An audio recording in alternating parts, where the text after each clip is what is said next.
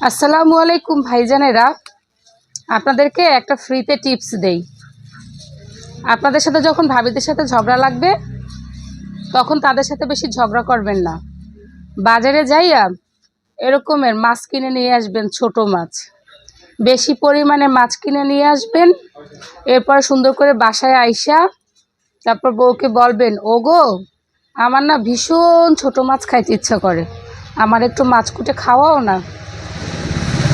এইভাবে দেখবেন যে আপনাদের বউরা রাগ কম করে তাড়াতাড়ি মাছ কুটে আপনাদেরকে রান্না বান্না করে খাওয়াবে। শোনেন, মেয়েরা হচ্ছে এমনিতেই বাঁকা, জন্মগতভাবেই বাঁকা। তাদের সাথে আপনি তর্ক করে কখনোই পারবেন না। সেজন্য অকারণে তাদের সাথে ঝগড়া করতেও যাবেন না। যদি সংসারে শান্তি চান তাহলে বউরা যখন আপনাদেরকে বকাঝকা করবে তখন চুপ করে থাকবেন, দেখবেন যে ঘরে শান্তি বজায় থাকবে।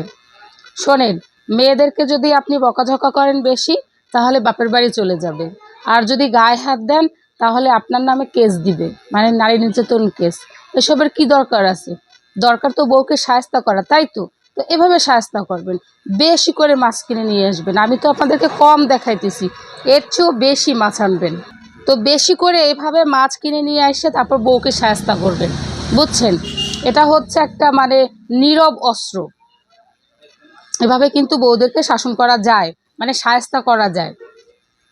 তো আবার এই মাছগুলো দেখে এটা ভাইবেন না যে আমার স্বামীর সাথেও আমার ঝগড়া লাগছে সেজন্য সে আমাকে এই মাছগুলো এনে দিয়েছে, ব্যাপারটা সেরকম না।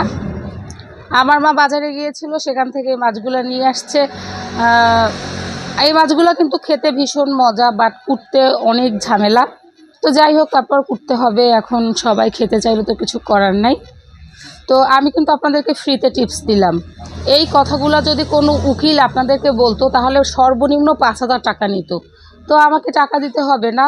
আমার এই ভিডিওটা সবাই শেয়ার করবেন এবং লাইক করবেন, কমেন্ট করবেন, এটাই।